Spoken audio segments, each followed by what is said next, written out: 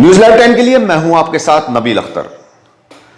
पटवारियों के खेल भी निराले हैं। जो पात्र होते हैं उनको तो ये लोग चक्कर लगवा देते हैं और जो पात्र नहीं होते उन्हें हरी हरी पत्तियों के लालच में भी वो सभी सुविधाएं मुहैया करवा दी जाती हैं जिसके वो हकदार भी नहीं होते। ऐसा ही एक मामला सामने आया है धामपुर में, जहां पर बिना जाति तस्दीक किए हुए राजस्व विभाग ने मोहम्मदपुर बीरू गांव की एक महिला का जाति प्रमाण पत्र बना दिया, जिसके आधार पर उसने प्रधानी के चुनाव में अपना नामांकन भी करवा लिया।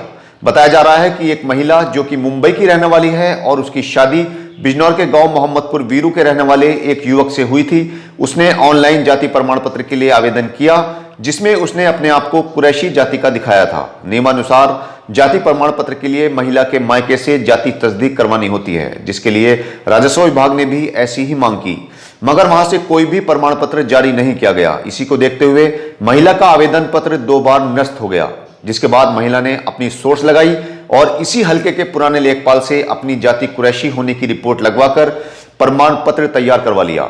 जब इसकी शिकायत जिलाधिकारी से की गई तब जाकर तहसीलदार ने जाति प्रमाण पत्र को निरस्त किया। बताया जा रहा है कि महिला इसी जाति प्रमाण पत्र के आधार पर प्रधानी का चुनाव लड़ रही है। उधर तहसीलदार ने इस काम में लापरवाही के लिए लेखपाल और नायब नाजिर को जिम्मेदार माना है। तहसीलदार का कहना है कि इन दोनों के खिलाफ रिपोर्ट को एसडीएम के पास भेजा जा रहा है। जल्द ही उनके निलंबन की कार्रवाई की जाएगी। कुछ लोग सुर्खियों में रहने के लिए न जाने कैसी कैसी बेहुदा हरकतें करते रहते हैं। इससे वो फेमस तो क्या होंगे, उल्टा कोर्ट ऐसे लोगों के खिलाफ जुर्माने तक की कार्रवाई कर रही है। ऐसा ही एक शख्स है वसीम रिजवी, जिसने इस्लाम की पवित्र किताब कुरान से 26 आयतें हटाने के लिए सुप्रीम कोर्ट में याचिका डाली थी। उसका कहना था कि कुरान की 26 आयतें ऐसी हैं जिससे आतंकवाद को बढ़ावा मिलता है। इस मामले में सुप्रीम कोर्ट के जस्टिस RF नरीमन के नेतृत्व वाली 3 जजों की पीठ ने इस याचिका को खारिज कर दिया। कोर्ट ने याचिका को घटिया करार दिया है। कोर्ट ने कहा है कि उत्तर प्रदेश या वक्फ बोर्ड के पूर्व चेयरमैन वसीम रिजवी ने यह घटिया याचिका डाली है, जिसके लिए कोर्ट उन पर 50,000 रुपए का जुर्माना लगाता है।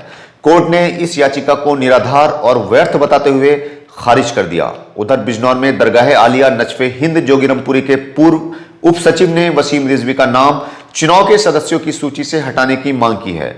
उन्होंने कहा कि वसीम रिजवी के खिलाफ सीबीआई जांच भी चल रही है। इसके बावजूद भी शिया वक्फ बोर्ड की चुनावी लिस्ट में वसीम रिजवी का नाम होना दुर्भाग्यपूर्ण है।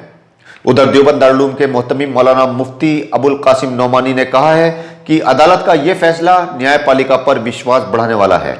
वसीम रिजवी पर 50,000 रुपए जुर्माने के फैसले का स्वागत होना चाहिए।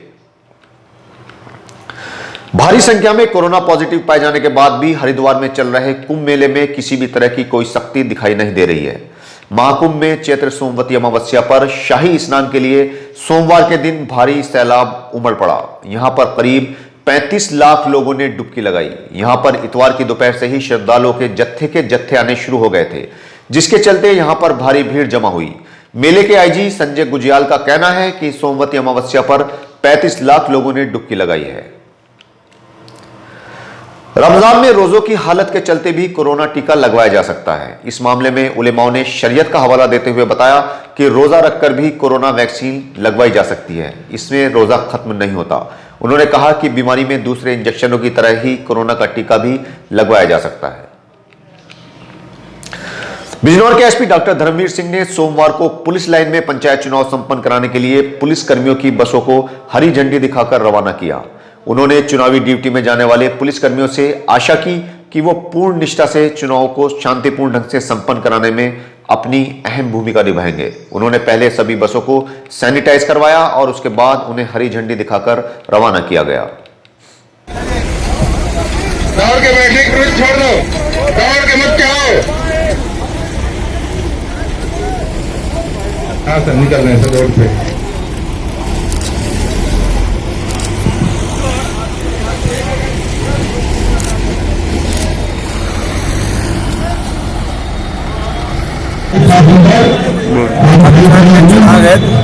पुलिस बल को रवाना किया जा रहा है। जनपद रामपुर में और बरेली में 15 तारीख को चुनाव है। समस्त पुलिस बल को ब्रीफ करके मेडिकल किट के साथ, ड्राई राशन के साथ और पानी के साथ बसों में बैठा करके उनको रवाना किया जा रहा है।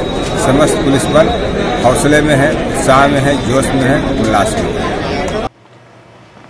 बिजनौर की जजी को एक बार फिर से 2 दिनों के लिए बंद कर दिया गया है। जिला जज जयश्री आहूजा ने एक महिला कर्मचारी के कोरोना पॉजिटिव पाए जाने के बाद यह फैसला लिया है। जजी को 13 और 14 अप्रैल को सैनिटाइज करवाया जाएगा, जिसके चलते 2 दिनों तक वादकारियों को और परेशान रहना पड़ सकता है। जिन वादकारियों की तारीखें 13 और 14 अप्रैल की रखी गई थी, उनको अब 23 और 26 अप्रैल को सुना जाएगा। आज से चैत्र नवरात्र शुरू हो गए हैं, जिसके चलते पूरे शहर के मंदिरों को सजाया गया है। आज कलश स्थापना के बाद नवरात्रों में देवी के 9 स्वरूपों की पूजा प्रारंभ हो जाएगी। मगर कोरोना के चलते उत्तर प्रदेश शासन के एक बार में सिर्फ 5 लोगों के धर्मस्थलों में दाखिल होने के आदेशों के कारण मंदिरों में भीड़ नहीं जा पाएगी, जिससे श्रद्धालुओं में मायूसी छाई हुई है। लेकिन सरकारी आदेशों के चलते भक्त भी मजबूर हैं। आखिर शासन का आदेश जो है, जिला मुख्यालय पर स्थित सिद्धपीठ काली माता मंदिर, श्री चामुंडा धाम आदि मंदिरों को सजा दिया गया है। कोरोना के चलते इस बार चांदपुर के देवी मंदिर पर लगने वाला मेला भी नहीं लगेगा। कोरोना काल में स्कूल तो बंद हैं ही, जिसके चलते बच्चों की पढ़ाई पूरी तरह से प्रभावित हो चुकी है। इसी के चलते कल नजीबाबाद में नगर के युवा समाज सेवी के नेतृत्व में नगर के कई स्कूलों के छात्र छात्राएं तहसील में जमा हुए और एसडीएम को एक ज्ञापन सौंपा, जिसमें फेल विद्यार्थियों को पास दिखाकर अगली कक्षा में प्रोन्नत करने की मांग रखी गई है। उन्होंने मुख्यमंत्री के नाम एक ज्ञापन उप जिलाधिकारी को सौंपा। उन्होंने मांग रखी कि इस सत्र में फेल हुए सभी छात्र छात्राओं को प्रोन्नत करके अगली कक्षा में प्रवेश दिया जाए, ताकि उनका साल खराब ना होने पाए।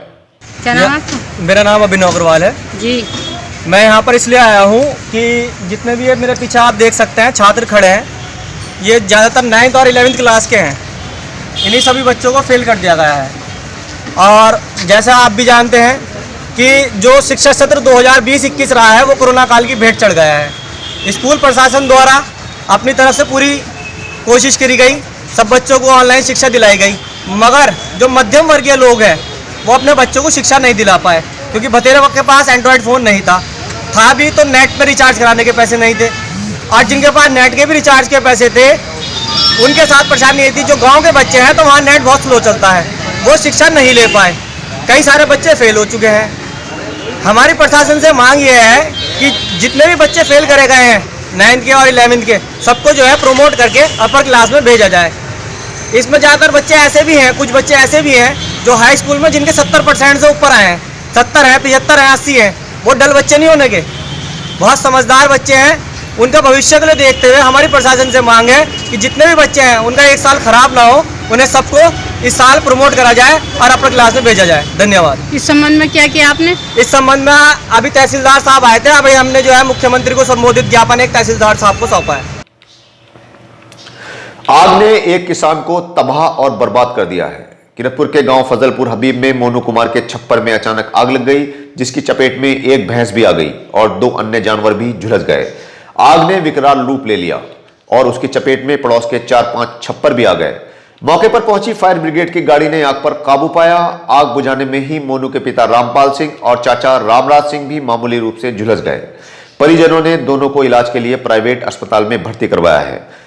रेहड़ के गांव बादीगढ़ के जंगल से भी आग लगने की खबर मिली है। आग लगने की वजह से 8 एकड़ गेहूं की खड़ी फसल और 20 एकड़ कटी फसल को आग ने राख के ढेल में तब्दील कर दिया।